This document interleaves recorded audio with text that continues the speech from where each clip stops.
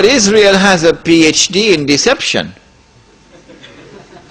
Because it's Dajjal at the back of this, the mastermind. And Israel would not want to wage a big war and appear to the world naked, clearly, as an aggressor.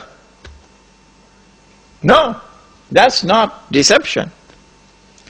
Israel has to wage her big war and make it appear as though she was only defending herself. The only Muslim I know of who has had the capacity to be able to penetrate the deception that has been going on all these years, the only one I know of, was a man who never went to Al-Azhar University. Now, he wasn't the Sheikh. His name was Malcolm X. He's the only man I know of who had that eyes wish to see and could clearly recognize the strategy and the deception. Read Malcolm X. How is Israel going to launch this big war and yet get away from being perceived by the whole of humanity as the aggressor, blatant aggression? You have to come with a good strategy. The strategy is this. Ariel Sharon goes into Masjid al-Aqsa with 1,000 Israeli military with him, with their shoes on,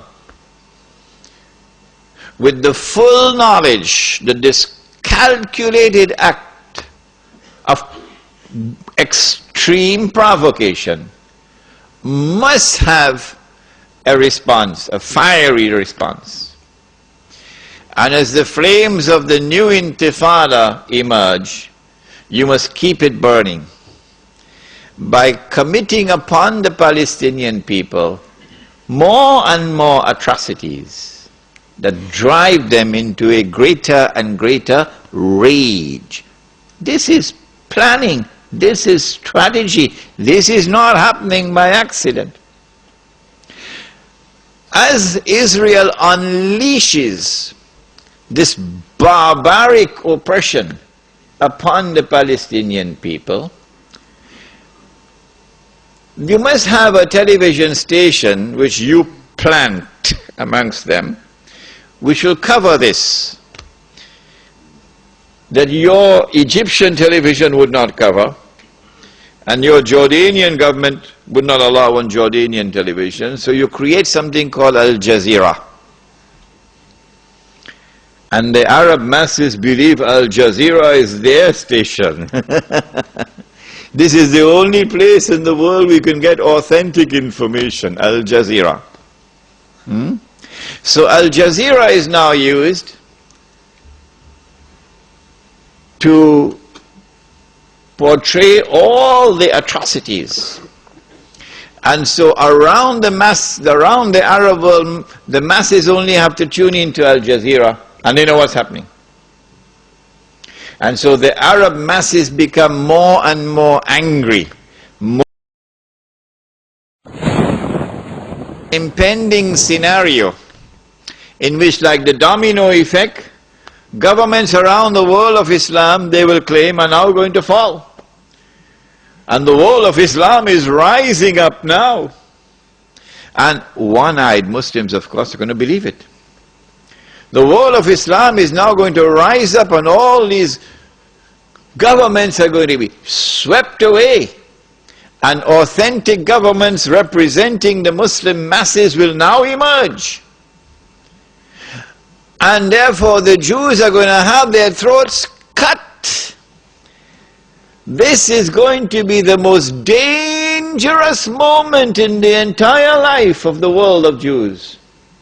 The media will portray it. If we don't do something, we will all be slaughtered by these Muslim fanatics. Yeah? I tell you, this will be drama worthy of Hollywood when it comes. Huh? They must be hating me now for revealing their secrets. It is in this scenario that Israel will say, we have to do something. If we just sit here and do nothing, the state of Israel will be destroyed and the Jews will all be slaughtered. What can we do? They call it a preemptive strike. A preemptive strike. But it won't be a preemptive strike. It will be the most dazzling display of the magnificent application of state-of-the-art military technology that will leave even Uncle Sam in the backyard. A war like Uncle Sam has never seen and could never wage. That is what Israel is going to wage. Do they have the technology? I believe they have technology that even Uncle Sam doesn't have. It will be a lightning strike. Israel has to put on this magnificent display of military power and state-of-the-art technology beyond anything else that the world has ever known, in order for Israel to impress upon mankind the validity of its credentials that is now going to become the new ruling state in the world. Before Fahad could even blink, the Israelis have taken over the Saudi oil fields, and the Iraqi and the Kuwaiti oil fields.